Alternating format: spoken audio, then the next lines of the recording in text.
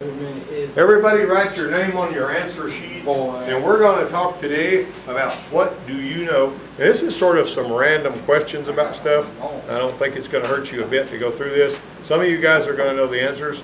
Some of you may not.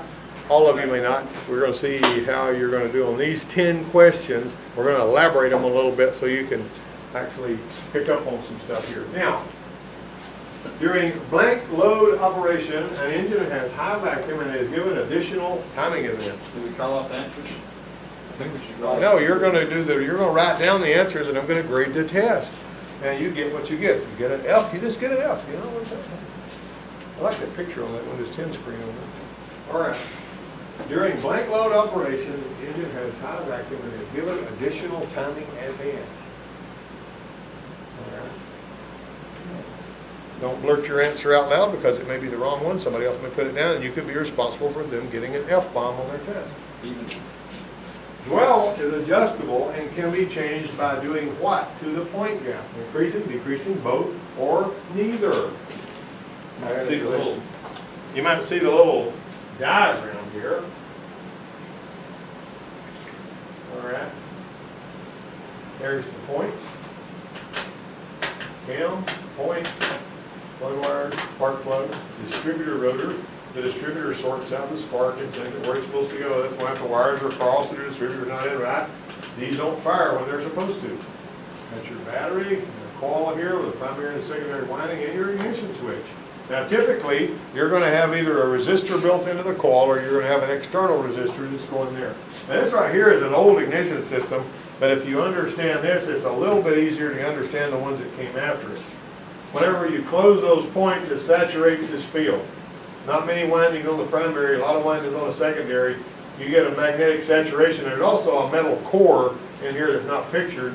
And whenever you break this point gap and that magnetic field collapses, a high voltage spark comes out. And if this is pointing where it's supposed to be pointing, it'll jump and hit the corresponding post, and it'll fire the mixture just the right time. So, by 12, do you mean how long the spark lasts? How many degrees of distributor rotation the points are closed?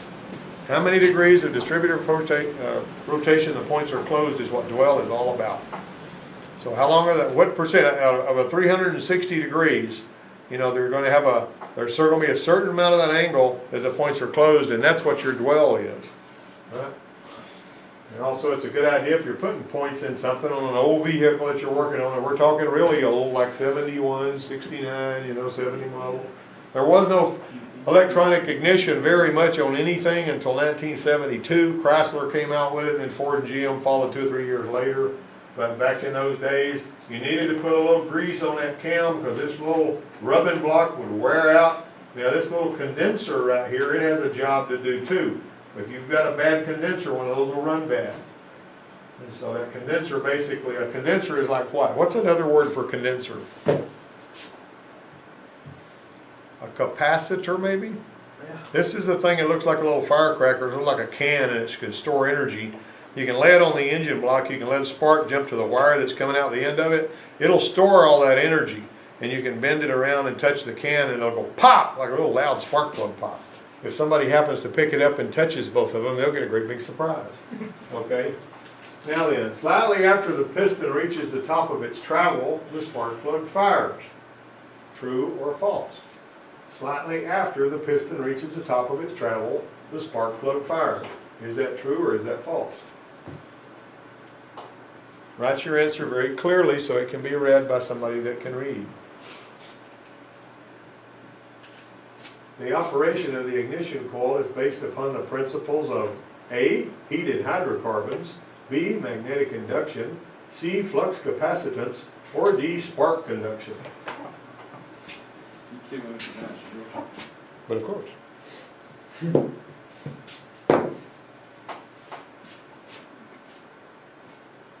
Everybody ready? No, sir.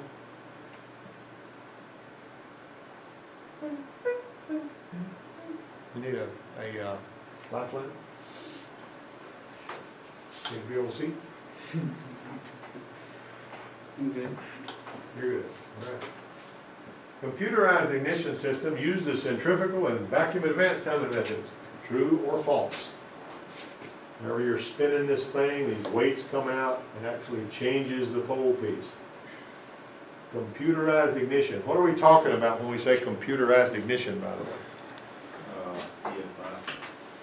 It would be like, what'd you say? EFI. Electronic fuel injection. Well, So you're- those are the ones that have that system. Yeah, so you'd have, if they've got an ECM or a PCM, why is it that on a Duramax, the engine controller is called an ECM instead of a PCM? That's a little question, it's not on the test, but who knows the answer to that? Why is the engine controller on a Duramax called an ECM and not a PCM? Because it only controls the motor. It only controls the engine and not the transmission. That's a good answer. Okay. Now then, why are distributorless ignition systems referred to as waste spark systems? I'll turn the light on because it's going to take you a little while to write the answer to that question. You will not be able to answer that question in 8 words or less. You'll just about have to write an essay. I don't know. So should we just write something if we don't know? Why do they call it a waste spark system? Oh, I know. Oh, he knows. But it's gonna be 8 words or less. Are you a pretty good condenser? Mm-hmm. I still really do. Are you a pretty good capacitor? Now we're getting weird. Getting weird is what we do.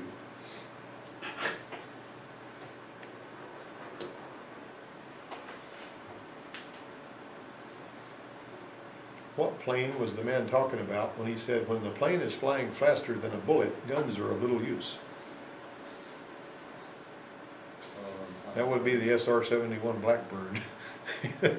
When the plane is flying faster than a bullet, guns are no good.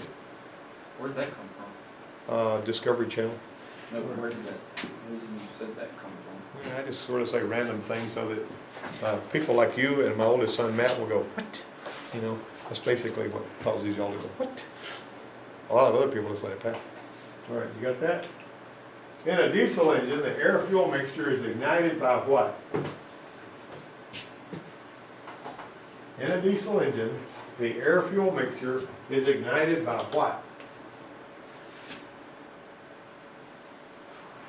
What's that called?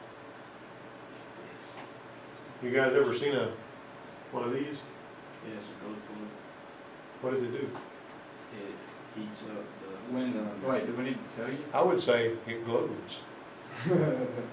Why are the glow plugs even necessary? That's 7A. You'll have to write that on the same line as 7. Why are the glow plugs even necessary?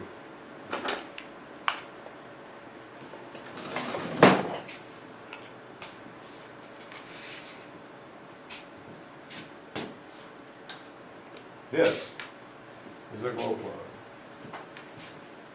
How do you see it? Let's go see if it will glow.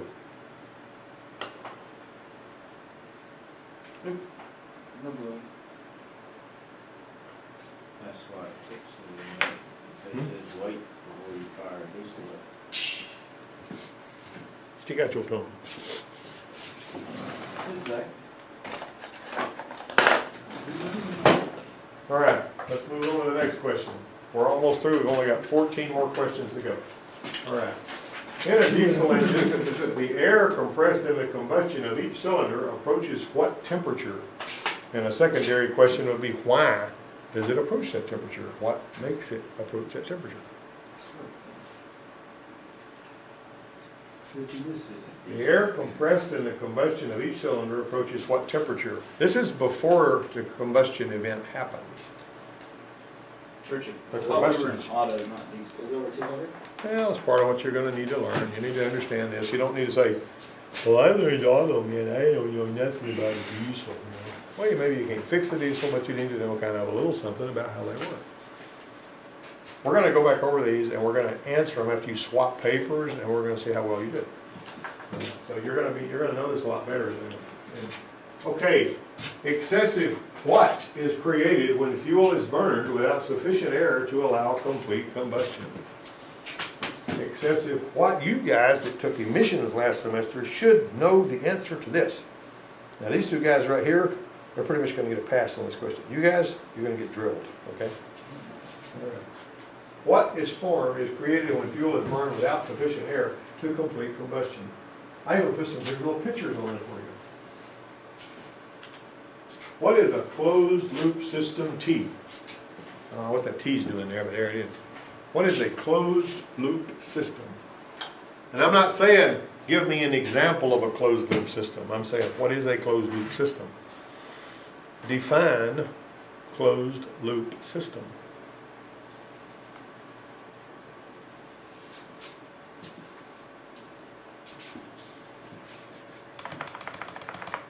So define closed loop system? Define closed loop system. Look around. You drop it in a wrench. Hmm? You drop it in a wrench.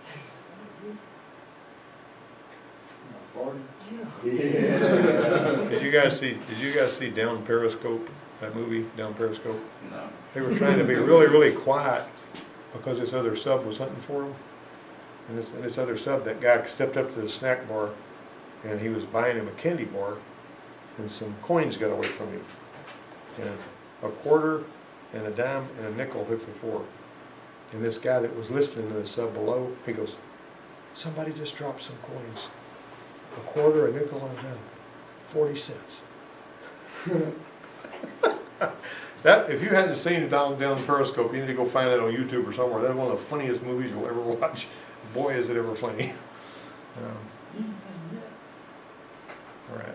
If we had time, I'd show it to you here, but we don't have time. We got to work, Yeah. sweat, and not play on our phones, especially not 8-ball pool. Okay. Well, I'm gonna do that. All right. Swap papers with Zach, and you swap papers with this guy, and so that way Zach winds up with the same papers. What's up with that? Okay. So everybody swap papers with somebody else. Whose paper you got? Justin's. You got Justin's. Whose you got? You got his. Whose you got? Yeah, I got that. Okay, no bribes going on here. Mark it wrong if it's wrong, okay? You got that? I got 800 in my car. Okay. Who answered, can somebody give me the answer? Light. Huh? Light. Light. Why does the timing need to be advanced? Because it's spinning faster. Because the fuel only burns so fast, so you have to light it off sooner, so that it will give you the maximum amount of power at the right time. See, the timing, the fuel burns at a fixed rate all the time. The timing is variable. Now in gasoline direct injecting engines, you can change how the fuel is squirted in there, when it is squirted in there, and a whole bunch of other things that you can't change. All right. Well, is adjustable and can be changed by what? Neither. Increasing. Increasing. What about you, Mr. Griggs? Well, I'm going with increasing. I said neither. He said neither. Both. Wait, You can change it by either decreasing or increasing the gap. Anytime you make any kind of adjustment on the change of that gap, which basically means you're moving the fixed point. I mean, it's got a little slotted screw, you know, you've seen them things. All right, so if you, anytime you move it one way or another, like on that machine, that one over there, you got a screw that actually moves that fixed point. All right, so slightly after the piece that reaches top dead center of the spark plug fires, is that true or is that false? True. After it gets to top dead center, that's late ignition timing. That will cause you to have an overheating engine, bad fuel economy, low power. We want it to fire before top dead center. Remember when you're setting the timing, you're always setting it at a certain number before top dead center. That'd cause pain. Before top dead center. Now it's not going to ping if you set it right. If you set it, if it calls for 8 and you set it at 14, yeah, it'll ping. But if it calls for 8 and you set it at 2 degrees after, you're going to be going, and it won't hardly pull you out of a track. If you're going, basically what I like to do when we had the old carbureted engines with the vacuum advance, I would take that vacuum advance and connect it to a ported vacuum lead coming out of the carburetor, so that when you gave it the gas, it would advance the timing, and that thing would scratch off then, boy. General Motors on some of them, I don't know why they did this, actually ran it off manifold vacuum, so that when you gave it the gas, it would retard the timing a little bit. I think they were afraid it was going to ping, you know, but I could usually take a General Motors car that was wired up factory and make it where it would run right with a few minor adjustments, okay? Actually, I'd have said that for Zane's, if I say anything crashing a Chevy's engine, he changed his answer over there, he used a 0 on the whole test. The operation of the ignition coil is based on the principles of what? Smart conductor. Flux capacitance. Flux capacitance is back to the future, man. All right, so we're going magnetic induction. Magnetic induction. Did you know that if you measure the resistance of a relay I coil, really wrote that. if you measure the resistance of a relay coil, and then you energize that relay coil and measure it again, the resistance is higher, while the relay coil has actually got magnetism flowing through it because of inductive capacitance, I think they call it. And what that means is when there's magnetism in there, it resists current flow and it increases the resistance. How would I be able to tell what the resistance of the coil was while the coil was energized? I can't measure it when there's current flowing through it. Yes. We're bombing this Huh? What? test. We're bombing this test. I know, that's what, I'm just showing you what you need to learn. There are many things that you do not understand. Okay, magnetic induction. Computerized ignition system uses the centrifugal and vacuum timing advanced methods. Is that true or false? False. That is false because they actually electronically control the timing. They don't need any of that nonsense, okay? Why are distributorless ignition systems referred to as waste spark systems? Somebody give me a good answer to that. Because it fires on companion cylinders. Yeah, and One of them is just. one of them is just popping in there and nothing's going on except it's popping in there, right? Because there's nothing but inert gas in the cylinder that's on exhaust stroke. And whenever the cylinder that's on exhaust strokes hits the top of that, that spark plug pops and it's just totally wasted. Wait, wasting spark. It's a waste spark system. I was gonna put it that way. Oh, yeah. I don't know. Yeah, what he said, you know, this kind No, I was of gonna thing. put, wait, it wastes spark. Yeah, it wastes the spark. That's pretty good. Put it. Does that mean it killed the spark or what? No, just Pick this spark after that, waste it. Wasted. So it's all right. Or it's like whenever you spill a soda pop all over your truck, it wasted everywhere. All right, in a diesel engine, the air fuel mix is ignited by what? Compression. Who put glow plugs? Good deal. If nobody put glow plugs, I'm happy. Did you put compression? Okay. And how does compression do this?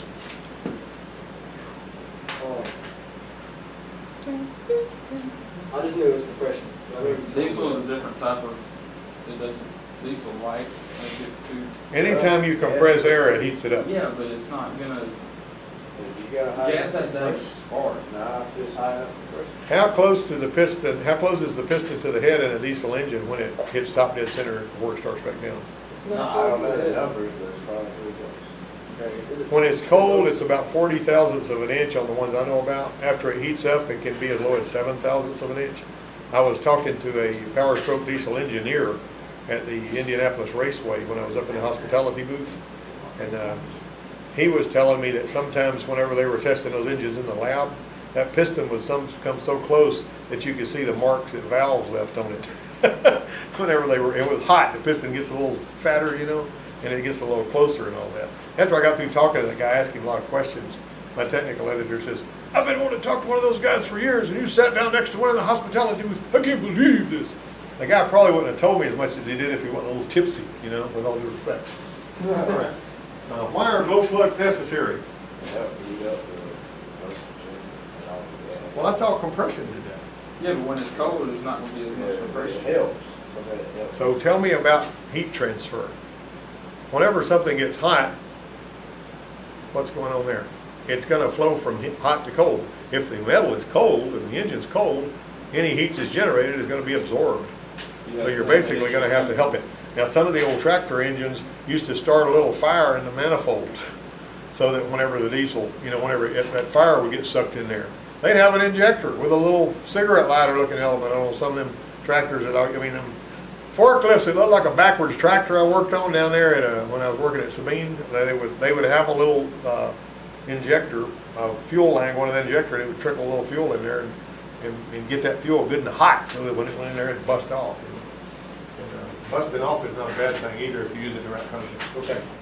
In a diesel engine, the air compressed into combustion of each cylinder approaches what temperature? 800. It's 2 degrees Fahrenheit per pound of compression. So what's the compression typically on a diesel engine is what? Compression ratio is what, 18, 20 to 1, something like that? So what's the compression gonna be if you do the math real quick? 800. 2 degrees Fahrenheit per pound of, if it's 450 pounds of compression on the average diesel engine, you're gonna have 900 degrees.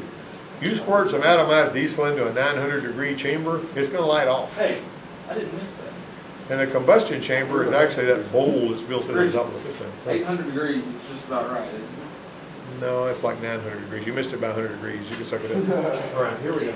Excessive what is created when fuel is burned without sufficient air to allow. Hydrocarbon is NOx. Well, yeah, no, what? Hydrocarbons and NOx? Those two are antithetical to each other. Hydrocarbon. Yeah. Well, hydrocarbons is not so terribly wrong, but if it's just a slightly rich, like if you got an air filter that's kind of plugged, that's basically going to be carbon monoxide.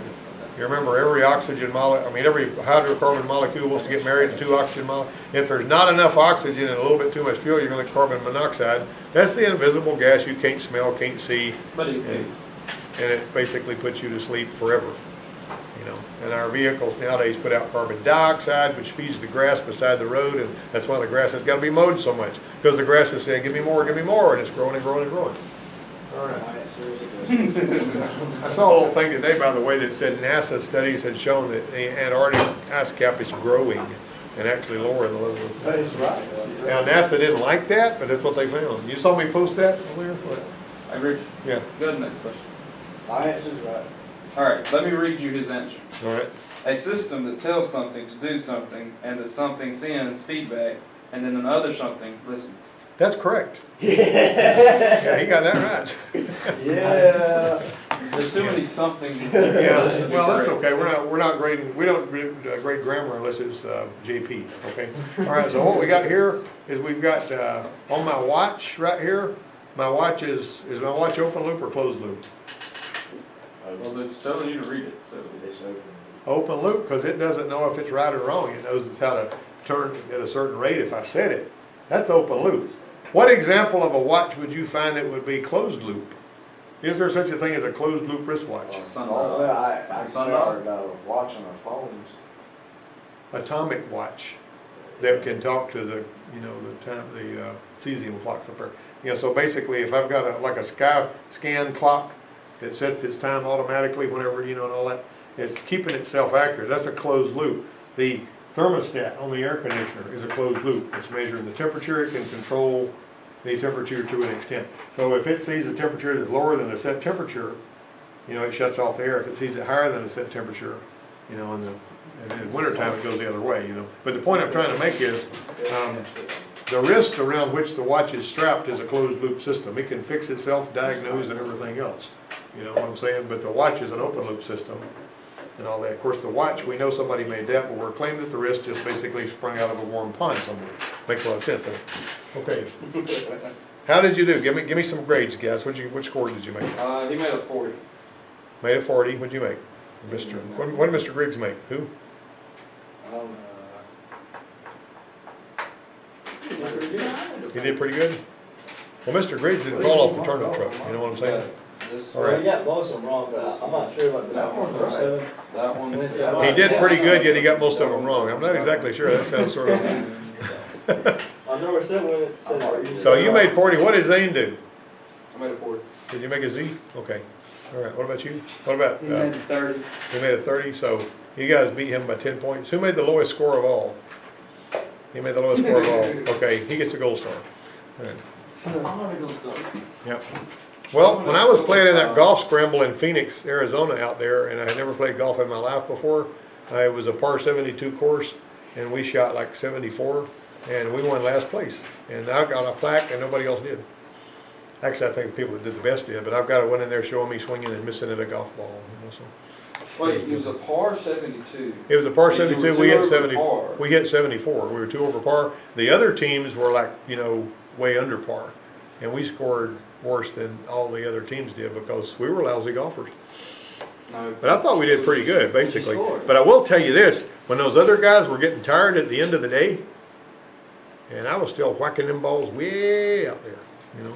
But because, you know, I'm the guy that works. You know, the rest of those guys basically are paper pushers. You know, I guess, I don't know. You know, they would cuss at me if they heard me saying that right now, and they may hear me saying it if they see this on YouTube. Just kidding, guys, okay? All right. Now, Alright, okay.